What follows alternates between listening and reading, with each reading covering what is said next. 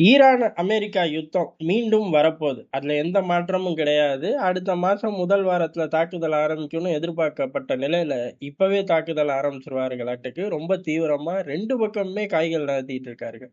இதுல அமெரிக்காவ பொறுத்தவரை திடீர்னு சில விஷயத்த சொல்லுவான். நம்பவே முடியாது. அதுக்குள்ள தோள்ல தட்டுவாய்ங்க. "நீ எங்களுக்கு ஆதரவா பேசு. இப்படி ஒரு அநியாயம் நடந்து போச்சுன்னு கத்து" அப்படிம்பாய்ங்க. ஏன்டா நீயே சொல்லிக்கிட்டு தான் வந்த, என்னைய மட்டும் கத்தச் சொல்ற? நீ சொன்னதே நான் யோசிச்சுக்கிட்டு தான்டா இருக்கேன் அப்படின்னா ஒத்துக்க மாட்டாய்ங்க. அதுக்கப்புறம் கிறுக்குத்தனத்தோட உச்சத்த காட்ட ஆரம்பிச்சுருவாய்ங்க. அந்த மாரி தான் ஒரு சம்பவத்த இப்ப சொல்றார்கள். ஐஆர்ஜிசில உள்ள ஆட்கள் பெரிய அளவு அமெரிக்க அதிபர் ட்ரம்போட குடும்பத்த குறிவைக்கிறார்கள். அதுல நூலளவுல இவாங்கா ட்ரம்ப் எஸ்கேப் ஆயிட்டார் அப்படின்னு சொல்லியிருக்கார்கள். இதுல முதல் கட்ட தகவல் தான் இது. இன்னும் பல தகவல்கள் வரும். இது வந்து ஏறக்குறைய யுத்தத்துக்கு கூட்டிட்டு போயிருவாய்ங்க. கூட்டிட்டு போறதுக்கான ஒரு அழகான வாய்ப்பா இத பயன்படுத்திக்குவார்கள். ஐஆர்ஜிசி பண்ணக்கூடிய ஆட்கள் தான். பண்ணவே மாட்டாய்ங்கன்லாம் நான் சொல்ல வரல. அதே சமயம் இந்த பர்ட்டிகுலர் சம்பவம் நடந்திருக்குமா அப்படிங்கிறது இன்னும் சரியா தெரியல. ஆனா இது ஒண்ணு.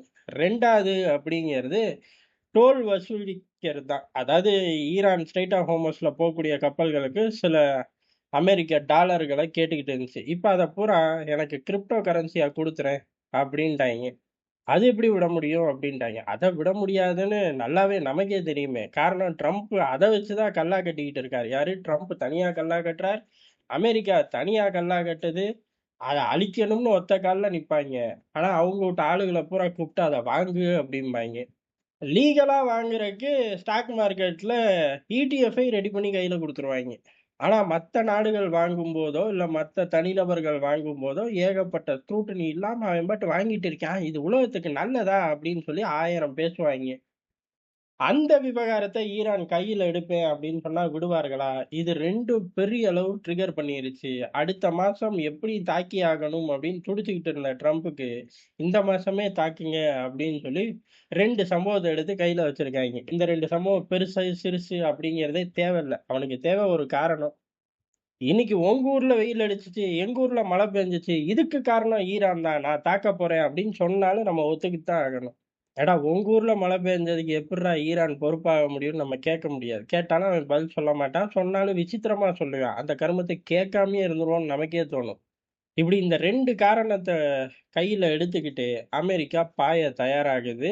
ஏறக்குறைய அமெரிக்கா கிட்ட முழுமையான திட்டங்கள் நெறைய இருக்கு. ஏன்னா ஃபர்ஸ்ட் தடவ ஈரானுக்குள்ள போய் பலமான அடியோட திரும்பி வந்துட்டாய்ங்க. 2வது தடவ ஈரானுக்குள்ள போயே ஆகணும். அதாவது முதல் தடவ ஈரான் எல்லைகள தொடவே இல்ல. கடல்ல நின்னே தத்தளிச்சுட்டாய்ங்க.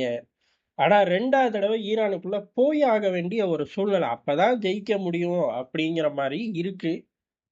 அதுக்கான முழு ஏற்பாடுகள் இல்லாம இவர்கள் போவே மாட்டார்கள். தோற்கக்கூடிய யுத்தத்த அமெரிக்கா தலைகீழா நின்னாலும் நிறுத்த மாட்டான். ஸ்டம்போட சட்டைய பிடிச்சு ஈரான் ஆட்கள் கசக்கி பிடிச்சு உலுக்குனா கூட ஜெயிக்க முடியும்னா தான் அடிப்பாங்களே ஒழிய, கோபம் வந்துருச்சு, இறங்கி அடிப்போம். அந்த வீரத்துக்கெல்லாம் அங்க வேலையே கிடையாது. நமக்கு பிடிக்குதோ பிடிக்கலையோ, எதார்த்தமான உண்மைதான். அவர்கள் அத ஒரு பிசினஸா தான் பார்ப்பார்கள்.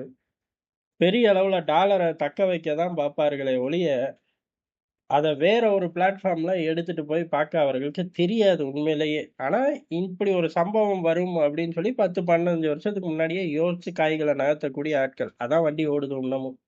இப்ப மீண்டும் அமெரிக்க பேஸ்கள்ல ஸ்டாக் ரீஃபில் ஆகுது. நெறைய ஸ்டாக்ஸ் அனுப்பிச்சிருக்கார்கள். அதாவது ஆயுதங்கள அனுப்பிச்சிருக்கார்கள். ஈரான் தன் பங்குக்கு மக்கள கூட்டிட்டு வந்து ரோட்ல நிறுத்திருச்சு. நிறுத்துனது மட்டும் இல்ல. ஐஆர்ஜிசி ஏகப்பட்ட ஆயுதங்கள தொடர்ந்து ரோட்லயே தான் போய்க்கிட்டு இருக்கு. அதாவது அது ஒரு மாதிரியா, ஒரிஜினலோ ஏதோ ஒண்ணு. ஆனா விதவிதமான ஆயுதங்கள் ரோட்ல போகுது. பெரும் கூட்டத்த ரோட்டுக்கு கூட்டிட்டு வந்துட்டார்கள்.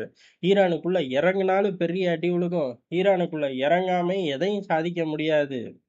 பதிலுக்கு ஈரான் வளைகுடா நாடுகள் மீது தாக்குதல் தொடுக்கும். அங்கேயும் இறங்கும். குறிப்பா யுஏஇ போன்ற நாடுகள்ல நேரடியாவே இறங்கி சண்டை போடுறதுக்கு கூட அதிக வாய்ப்பு இருக்கு. அதுக்கான படைபலத்தை திரட்ட ஆரம்பிச்சிருக்கார்கள். திரட்டிட்டார்கள். ஏன்னா ஐஆர்ஜிசி ஏற்கனவே அறிவிச்சிருச்சு. அதாவது ஆட்கள் பற்றாக்குறைங்கிற பேச்சுக்கே இடம் இல்ல. யுத்தத்துக்கு முன்ன இருந்த நிலைமையே நாங்க அச்சீவ் பண்ணிட்டோம்ட்டாங்க. போன மாசமே நம்ம பார்த்தோம். 70% கொண்டு வந்துட்டோம்னார்கள். இப்ப 100% எங்ககிட்ட ஆள்பலம் இருக்கு அப்படின்ட்டார்கள். இந்த குறுகிய நாட்கள்ல நாங்க டெவலப் பண்ணிட்டோம். இந்த யுத்த நிறுத்தத்தை பயன்படுத்தி படைபலம், ஆள்பலம் அம்புட்டும் ரெடி. நீ இறங்குன காலி பாத்துக்க அப்படின்னு சொல்லி அவர்களும் அறிவிச்சிருக்கார்கள். வரும் சில மணி நேரங்கள் எப்படி வேணாலும் இந்த யுத்தம் ஆரம்பிக்கலாம். ஆனா சுப்ரீம் லீடர் முஸ்தபா கமேனிய தேடி பிடிக்கிறது தான் ஒரு பெரிய சிரமமான விஷயமா இருக்கும். ஒண்ணு அவருக்கு டிக்கெட்ட கிழிக்கணும். இல்ல யுரேனியத்த கைப்பற்றணும். இல்ல அப்படின்னா 2 பேருக்கும் சமமான நிலைமையில சேதாரத்த குடுக்குற அளவுக்கு ஈரான் பயப்படுற அளவுக்கு ஒரு தாக்குதல அமெரிக்கா நடத்திட்டு வெளியேறும். இது 3ல ஏதோ ஒண்ணு நடக்கும். ஆனா ஈரானோட பதில் தாக்குதல் தான் இங்க விஷயம். பதில் தாக்குதல் யுஏஇ போன்ற நாடுகள்ல அடிச்சாலும் அமெரிக்காவால சமாளிக்க முடியாது. நாடு குட்டி. ஏற்கனவே சவுதிலாம் தாக்குதலுக்கு முன்னாடியே கேன்சல் பண்ண ஆரம்பிச்சுட்டாய்ங்க. அப்ப சவுதிலாம் தாக்குதலுக்கு அப்புறம் எப்படி ரியாக்ட் பண்ணுவாங்கன்னே சொல்ல முடியாது. அதுக்கடுத்து இந்த தடவ ஈரான் பெரிய தாக்குதலாவது பண்ணிப்புட்டா, அமெரிக்காக்குள்ளேயும் அடிப்போம் அப்படின்னு சொல்லியிருக்கார்கள். இதுல எதெல்லாம் நடக்கப் போகுதுன்னு தெரியல. யுத்தங்கள் எல்லார் கணிப்புக்கும் அப்பாற்பட்டு நடந்துகிட்டே இருக்கு. உக்ரைன் யுத்தத்த நிறுத்துறேன் அப்படின்னு ட்ரம்ப் சொன்னாரு. கடைசியில அதையே அவர் மறந்துட்டார். பெரிய மனுஷன் மறந்துட்டார். பொதுவா பொய் சொல்லுவாரு ட்ரம்ப். நான் நிறுத்திட்டேன்னு சொல்லுவாரு. அப்படி கூட அவர் சொல்ல விரும்பல.